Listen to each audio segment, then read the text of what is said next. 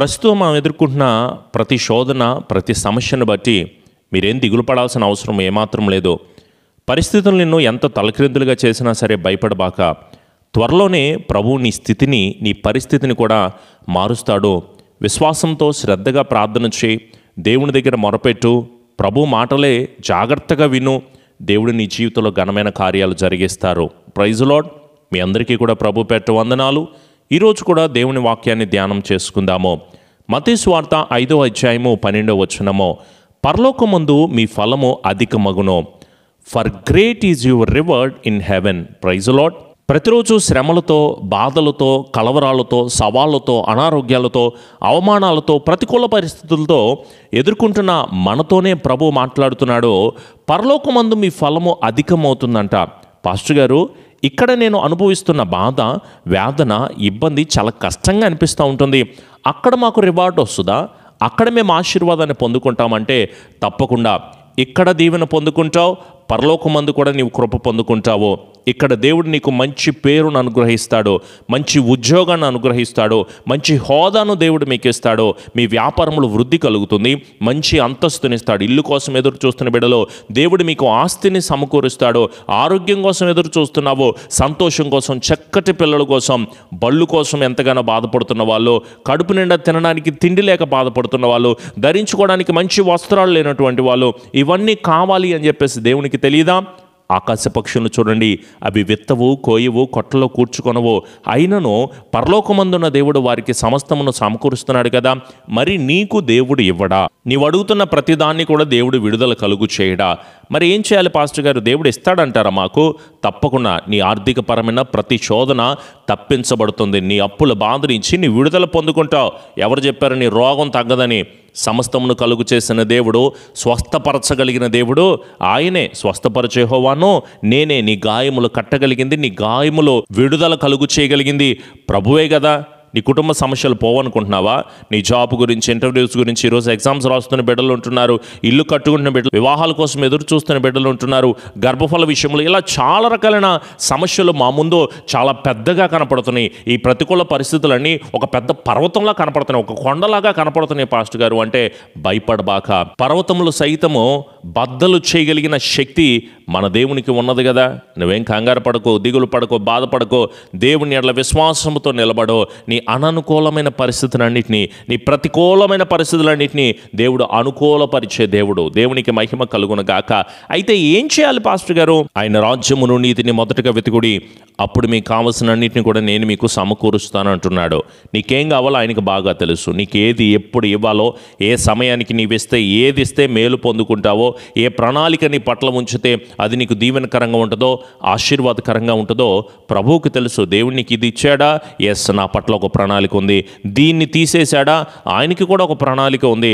ఆయన ఆలోచన ఉన్నది. మన తలంపులు వేరు, ఆయన తలంపులు వేరు. మన ఆలోచనలు వేరు, ఆయన తలంపులు వేరు. మీ ఆలోచనలు, నా ఆలోచనలు భూమికి ఆకాశమునకు మధ్య ఎంత దూరం ఉన్నదో అంత దూరంగా ఉంటున్నాయి. మనము దేవుని ఆలోచనకు అప్పగించుకోవాలి. అయితే వేటిని మనం పొందుకోవడానికి ఇష్టపడాలంటే పరలోక రాజ్యం ముందు దేవుడిచ్చే ఫలం కోసం మనం ఎంతగానో ప్రయాసపడాలి. ఎందుకంటే పరలోక రాజ్యంలో నివసించే మనుషులు ఈ భూమి మీద ఎంతకాలం బ్రతుకుతామండి? మానవుడు ఆయుష్ ఎంత? 100 సంవత్సరాలు అంటారు, కానీ మనం బ్రతికేది ఎంత సమయం? 70 సంవత్సరాలు. అధిక బలం ఉంటే 80 సంవత్సరాలు. అది కూడా ఆయాసం దుఃఖమే కదా. ఊరుకోండి పాస్టర్ గారు, 70 సంవత్సరాలు బతికే వాళ్ళు ఎక్కడ ఉంటున్నారు?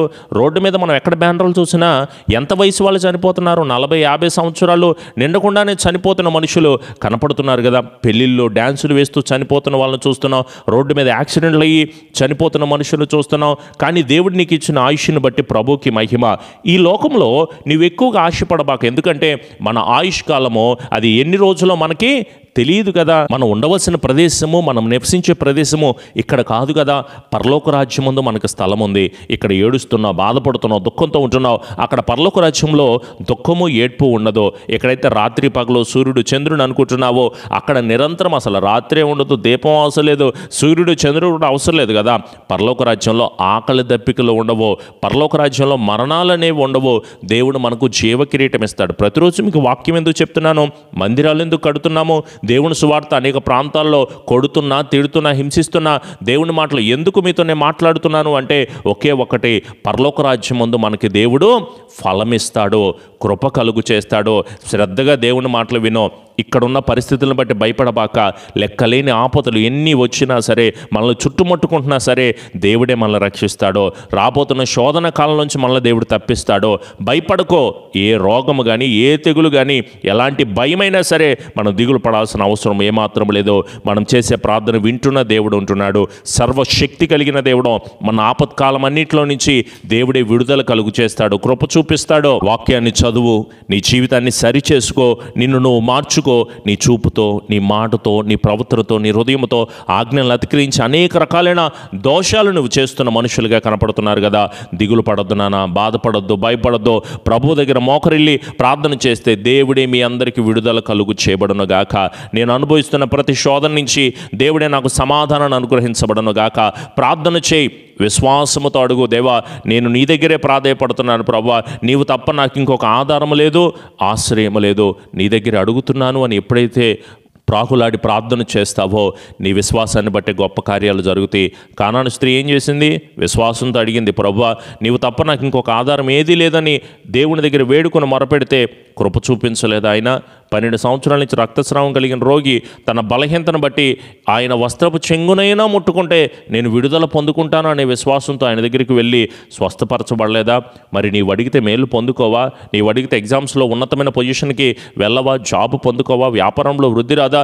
నీవు అడిగిన దానికంటే, ఊహించిన దానికంటే నా దేవుడు అత్యధికమైన కృప కలుగు చేస్తాడో. మీరు అనుభవిస్తున్న ప్రతి శోధన నుంచి ఆయన మార్చి సంతోషభరితంగా మిమ్ములను, మీ కుటుంబాలను నడిపించబడును గాక. సందేహించొద్దు. నేను అడుగుతున్నానండి, జరిగిద్దంటారా? నేను దేవుని దగ్గర ప్రాకులాడుతున్నాను, ప్రాధేయపడతాను, అవ్వుద్దంటారా? లేదో. దేవుని దగ్గర మనసారా అడిగితే ఆయన చెయ్యని కార్యాలంటూ ఏదీ లేదు. నిన్నటి వాగ్దానం విన్నాం కదా, యెహోవాకు అసాధ్యమైనది ఏదైనా ఉన్నదా? దేవుడు గొప్ప కార్యాలు మన కుటుంబాల్లో జరిగిస్తాడో, ఘన కార్యాలు జరిగిస్తాడో. నీవు నమ్మికతో దేవుని దగ్గర ప్రార్థన చేయి. నమ్మకమైన వారికి దీవెనలు మెండుగా కలుగుతాయి. విశ్వాసంతో నిలబడో, నమ్మికతో నిలబడో, కన్నీటితో దేవుని దగ్గర మోకరించి ప్రార్థన చేయి. ప్రభు దగ్గర వేడుకో. నీ అప్పు సమస్య, నీ వ్యాధి సమస్య, నీ కుటుంబ సమస్య, లేకపోతే వేదనలతో, కుటుంబ వేదనలతో బాధపడుతున్నావు కదా, ఆశ్చర్యపడే విధంగా ఈ సమస్యలన్నీ పోయేలాగా, ఈ ఇబ్బందులన్నీ పోయేలాగా నీవే దేవుని ఎదుట సాక్షిగా నిలబడాలి. అనేక జనులు ఎదుట మాదిరికరముగా నీ ప్రవర్తనను దేవుడు ఉంచి స్థిరపరచబడును గాక. విశ్వాసంతో ప్రార్థన చేస్తావా?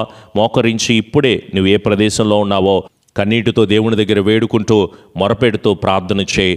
దేవుడు తప్పకుండా మీ అందరికీ విడుదల కలుగు చేస్తారు. పరిశుద్ధుడా, కృపామయుడా, అత్యున్నతుడా, దేవా, మేము ఫలము పరలోక రాజ్యం ముందు పొందుకోవాలని మాతో మాట్లాడుతున్నందుకు స్తోత్రాలు ప్రభువా. ఈ భూమి మీద అనేక సమస్యలతో బాధపడుతున్న మా అందరి పట్ల ఒక్కసారి నీ కృప చూపించండి. ఆర్థికపరమైన సమస్యల నుంచి, జాబుల కోసం బాధపడుతున్న విషయాల గురించి దేవా, నీ బిడ్డలు ఎగ్జామ్స్ రాస్తున్నారు, మంచి సీటుని బిడ్డలకు అనుగ్రహించండి, మంచి రిజల్ట్ని బిడ్డలకు మీరు దయచేయండి. వ్యాపారంలో వృద్ధిని దయచేయండి. విడుదల, స్వస్థత, ఆశీర్వాదమును, కృపను, మంచి లాభములతో నీ బిడ్డల ముందుకు సాగుటకు నీ కృప, క్షేమమును బిడ్డలందరికీ కూడా మీరు అనుగ్రహించండి. గొడవలతో బాధపడుతున్నారయ్యా, ల్యాండ్ ఇష్యూస్తో బాధపడుతున్నారు, కుటుంబ ఇబ్బందులతో బాధపడుతున్నారు తండ్రి, వారందరికీ కూడా గొప్ప జయమును మీరు అనుగ్రహించండి. అలాగే కట్టబడుతున్న మందిర నిర్మాణాల విషయంలో కూడా ప్రభువా మీ సహాయమును అనుగ్రహించండి. అవి పూర్తవడానికి నీ కృపను మీరు కలుగు చేసి ధన సమృద్ధిని నీ బిడ్డలకు మీరు అనుగ్రహించి స్థిరపరచండి ప్రభువా. అలాగే జరుగుతున్న లైవ్ ఆరాధన ఆశీర్వాదకరంగా జరిగించండి. ఈ అనుదిన వాగ్దానం అనేక మంది వారి వాక్యం విని బలపరచబట్టకు మీ సహాయమును మా అందరికీ కూడా మీరు అనుగ్రహించండి ప్రభువా. ప్రార్థనలు ఎంతమంది అయితే ఏకీపిస్తున్నారు వారందరి మీద కూడా నీ బలమైన ఆత్మ ఈరోజు నీ బిడ్డలు చేస్తున్న ప్రతి పనుల్లో కూడా నీ బిడ్డలకు తగినటువంటి శక్తిని, బలమును, ఆశీర్వాదమును, వృద్ధిని, సమాధానమును బిడ్డలకు అనుగ్రహించి స్థిరపరిచి కాపుదల దయచేసి దీవించమని మా ప్రియ రక్షకుడైన యేసు నామములో అడుగుచున్నాము తండ్రి, ఆమెన్. మన తండ్రి అయిన దీవెన, కుమారుని యొక్క కృప, పరిశుద్ధాత్మని యొక్క అన్యోన్య సహవాసపు సన్నిధి ఎల్లకాలము దేవుని ఆత్మ బిడ్డలకు, కుటుంబాలకు సకల ఆశీర్వాదాలు, దీవెనలు బిడ్డలకు అనుగ్రహించి స్థిరపరచబడునుగాక. ఆమెన్. యేసు రక్తమే జయం, శిలువ రక్తమే జయం. ప్రభు యేసు నామములో సంపూర్ణ జయము, అపవాది క్రియలకు అనంత నాశనమును కలుగునుగాక. ఆమెన్. మీ అందరికీ కూడా ప్రభు పేట ప్రత్యేకమైన వందనాలు. వాగ్దానాన్ని ప్రతిరోజు వింటూ కామెంట్ పెడుతున్న ప్రతి ఒక్కరికి కూడా హృదయపూర్వకమైన వందనాలు. అలాగే స్క్రీన్ మీద కనిపిస్తున్న ఫోన్ నెంబర్కి మీ ప్రార్థన అవసరతలు తెలియచేయండి. వాటన్నిటి గురించి ప్రార్థన చేద్దాం. ప్రభు ఆత్మ మీ అందరికీ తోడైండునుగాక. అలాగే ప్రతిరోజు ఉదయం 6 గంటల నుంచి 7 గంటల వరకు లైవ్ ఆరాధన వస్తుంది. తప్పకుండా ప్రార్థనలో ఏకీభవించండి. అలాగే ఈ వాక్యాలు మీకు ఇంకా రావాలి అంటే ఛానల్ని సబ్స్క్రైబ్ చేసుకోండి. ఈ వాక్యం అనేక మందికి రీచ్ అయ్యేలాగున మీరు కూడా వాక్యాన్ని షేర్ చేయండి. వారు కూడా వాక్యాన్ని వింటారు, ఆధ్యాత్మిక బలాభివృద్ధిని పొందుకుంటారు. అలాగే దేవుని కృప వలన వన్కూరులో దేవుని మందిరాన్ని స్టార్ట్ చేయడం జరిగింది. అలాగే ఆ మందిర నిర్మాణం గురించి కూడా మీ అనుదిన ప్రార్థనలో జ్ఞాపకం ఉంచుకోండి. అలాగే ఇప్పుడు మనం ఉంటున్న మందిరం కూడా ఎక్స్టెన్షన్ చేస్తున్నాము. దేవుడు తోడై ఉండి స్థిరపరచులాగున మీ ప్రార్థనలో జ్ఞాపకం ఉంచుకోండి. అలాగే